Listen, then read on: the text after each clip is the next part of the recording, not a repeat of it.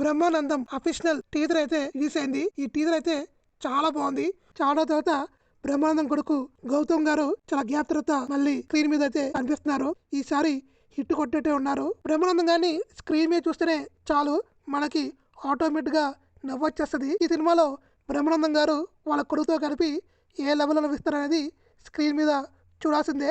ఇంక ఈ సినిమాలో గౌతమ్ పేరు బ్రహ్మానందంగా అయితే పెట్టుకున్నారు. ఇంకా బ్రహ్మానందం గారు ఈ సినిమాలో గౌతమ్కి తాతలాగైతే యాక్ట్ చేస్తున్నారు. ఇదేదో చాలా బాగుంది. ఇంక ఈ సినిమాలో కేవలం కామెడీయే కాదు, ఎమోషన్స్, గ్లామర్ కూడా ఉంది. కాస్టింగ్ కూడా చాలా బాగుంది. రాజీవ్ కనకాల, సంపత్ ఇంకా చాలామంది ఉన్నారు. ఇంకా గౌతమ్ ఒక డీసెంట్ ప్లే బాయ్గా అయితే యాక్ట్ చేస్తున్నాడు.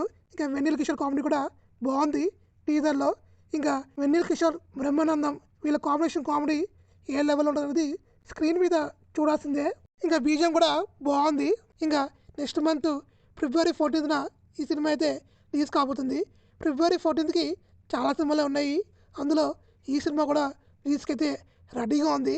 చూడాలి ఈ సినిమాతోనా గౌతమ్ గారు కంబ్యాక్ ఇస్తారని అనుకుంటున్నాను.